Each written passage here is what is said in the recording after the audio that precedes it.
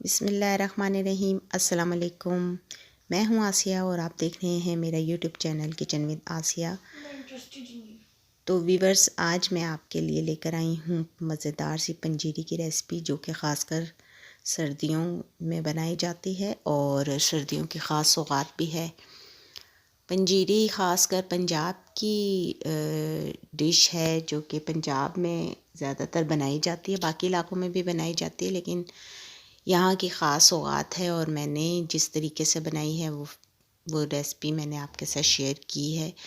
उम्मीद करती हूँ कि आपको ज़रूर पसंद आएगी जब आप आगे वीडियो देखेंगे कि मैंने ये रेसिपी कैसे बनाई है पंजीरी की, तो इंशाल्लाह आपको ज़रूर पसंद आएगी।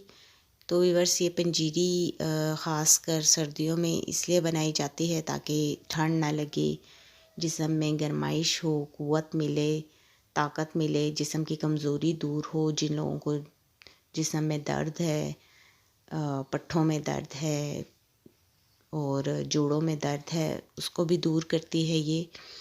और इसके और भी बहुत से फ़वाइद हैं। दिमाग की कमज़ोरी को दूर करती है और ख़ासकर आफ्टर डिलीवरी उन औरतों के लिए बनाई जाती है जिनके यहाँ बच्चे की पैदाइश होती है और काफ़ी कमज़ोरियाँ हो जाती हैं। आपको पता है, डिलीवरी के बाद खून की कमी की वजह से, तो उनको भी बना के दी जाती है ताकि उन्हें ताकत मिले और उनकी कमज़ोरी दूर हो सके। इसके अलावा ये बच्चे भी खा सकते हैं, बड़े भी खा सकते हैं, कोई इसका नुकसान नहीं है। हाँ, जो शुगर पेशेंट है वो इसमें चीनी वगैरह ना ऐड करें, वैसे भी खा सकते हैं।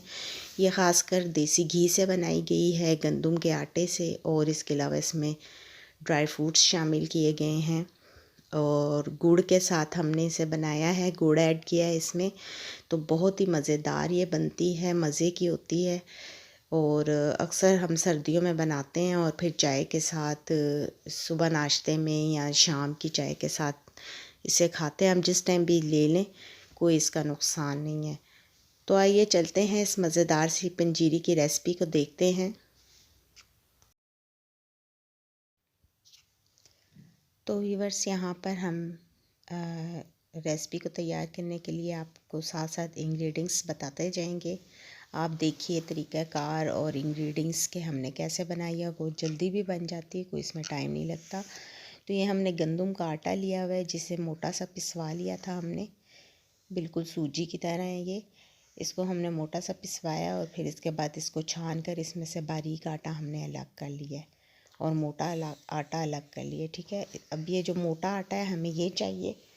इसे हम अभी भूनेंगे देसी घी में और बिल्कुल ऐसे ही आपने भूनना है जैसे सूजी को भूना जाता है। ठीक है, तो अभी जो है हम एक पतीला लेंगे।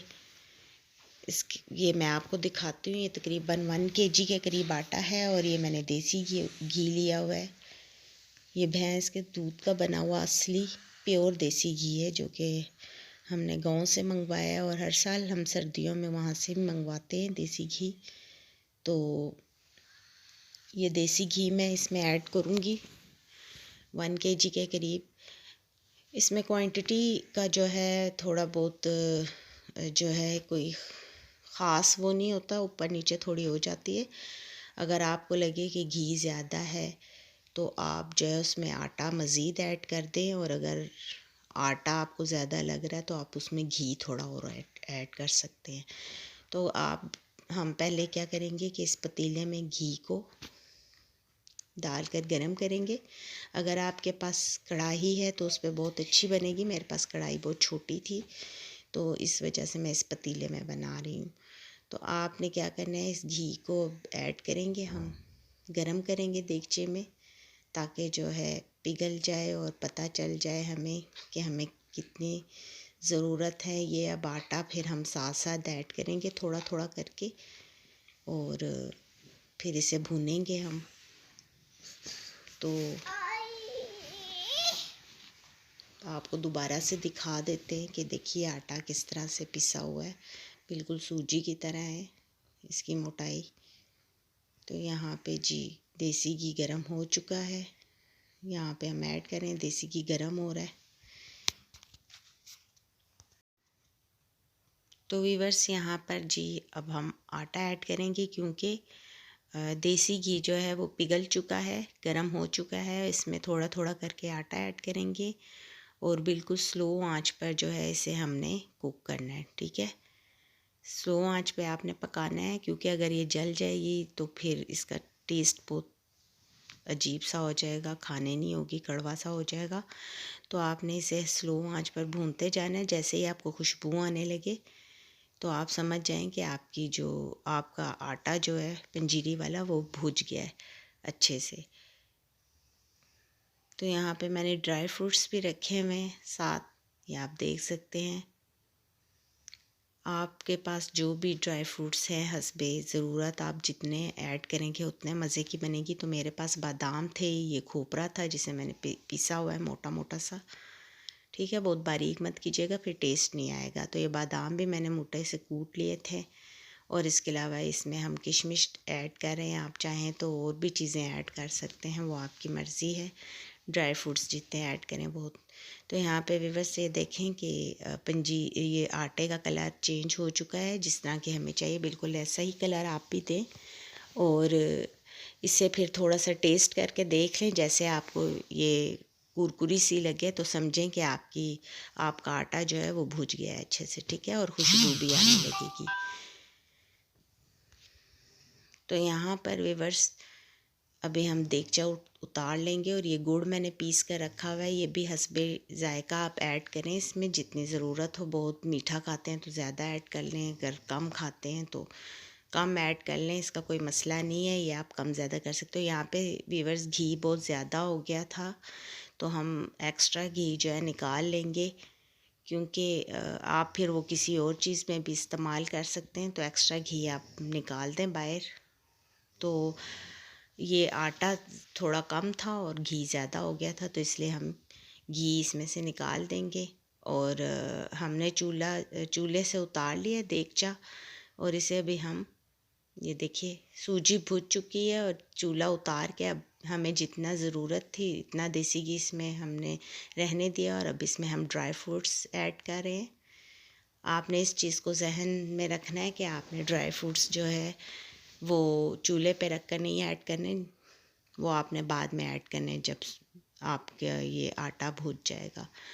तो अभी हम इसमें ड्राई फ्रूट ऐड करेंगे, इसे मिक्स करेंगे। और फिर इसके बाद इसमें हम ऐड कर देंगे गुड़, और गुड़ को भी अच्छे से मिक्स कर लेंगे।